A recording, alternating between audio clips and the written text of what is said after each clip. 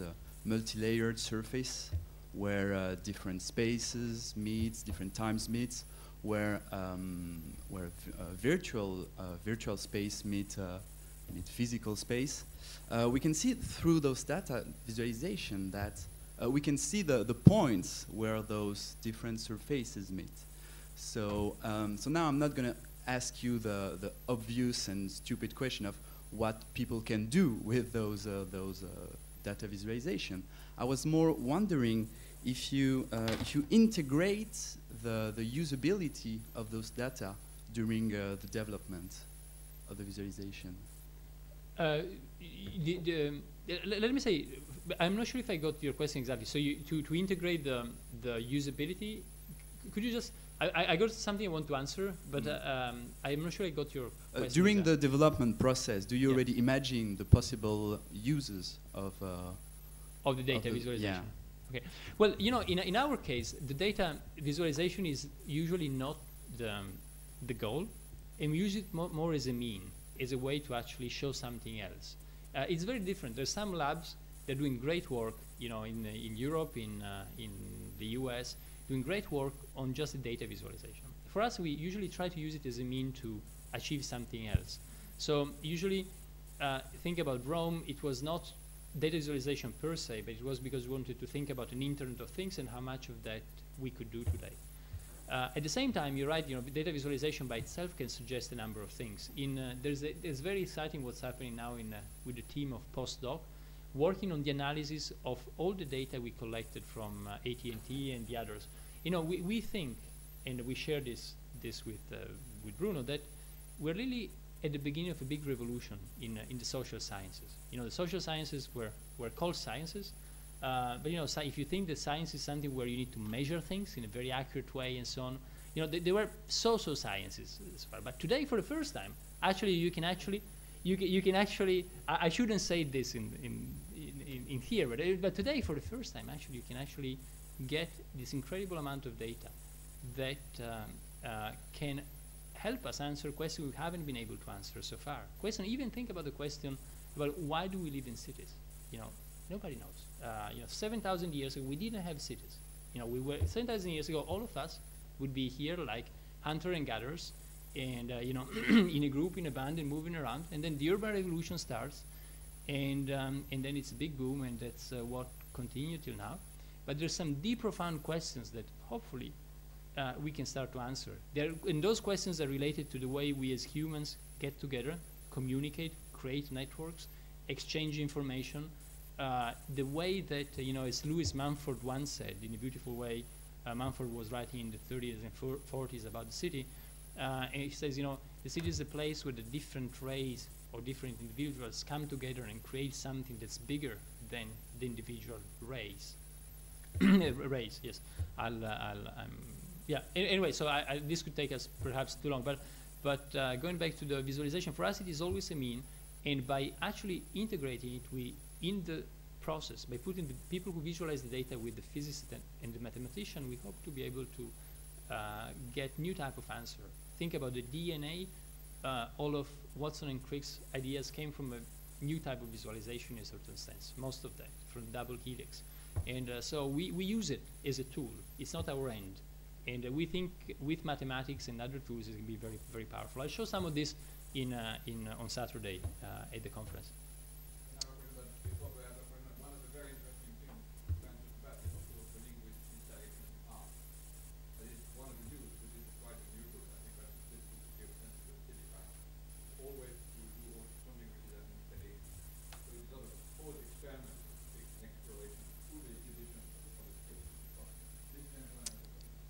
Yes, hello. First of all, thank you very much. I thought it was a brilliant presentation. I have a question. I'm not really sure whether it's a question or it's just an observation, but I think it's very interesting to see you talk about the Internet of Things, especially in relation to Bruno Latour's Parliament of Things. I'm not sure whether you've worked together on those, but maybe you can in the future. I don't know. What's really interesting as well was I'm from Copenhagen originally, and it was interesting for me to see the experiment you're going to carry out for the climate conference later this year, because you have at the same time you have a conference in this big sort of very sort of ritualized way, which is we are used to seeing. We had one in London a couple of months ago, and at the same time you have this sort of a parliament in the streets almost, where people are contributing with information by using these bicycles that you have developed, and it's very interesting, because that is, I think, if I've understood correctly, how the parliament of things work in the Laturian sociology. So what I want to ask you is, actually, I think it's tying a bit into what this gentleman was asking before. Are you going to work with Bruno Latour and the Media Lab in the future? And can you reveal anything about any plans? Hopefully, yes. You know, we are sort of already collaborating. As Bruno is on our advisory board.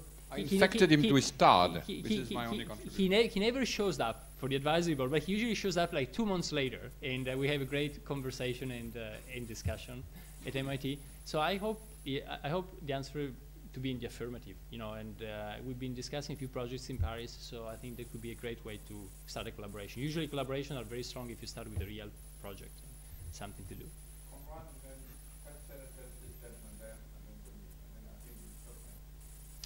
All right, thanks for your presentation. I'd certainly love to have a holodeck in my hotel room, for sure.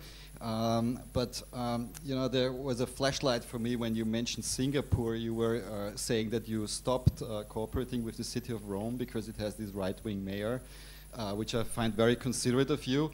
Now, I've been in Singapore recently, and most people know it's a police state. I've been asking the locals, why don't you see police on the streets, even though it's a famous police state?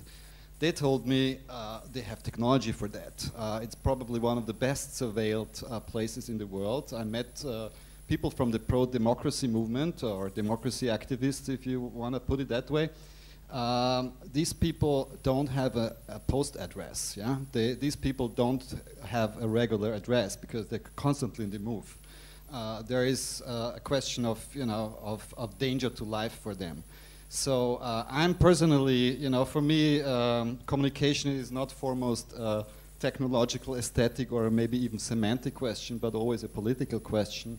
And specifically in this context, I'm much more interested, how can you guarantee invisibility than visibility? And I would be interested on your thoughts of, you know, protecting dissent and intelligence. Yeah, well, very good point. Both of them very good points. Now, on the point of Singapore, yes, Singapore is has been often described as a nanny state, and yes, there's very interesting, exciting things happening in Singapore. There's a problem in Singapore. However, I think we have to engage with Singapore. I think my fear is that Singapore of today will be China of tomorrow, and that will be a problem because China of tomorrow will be here as well, and will be in the United States as well. So I think that model is something we need to really study very, very carefully. And I met great people in Singapore, people in the government who are extremely concerned about what you're saying.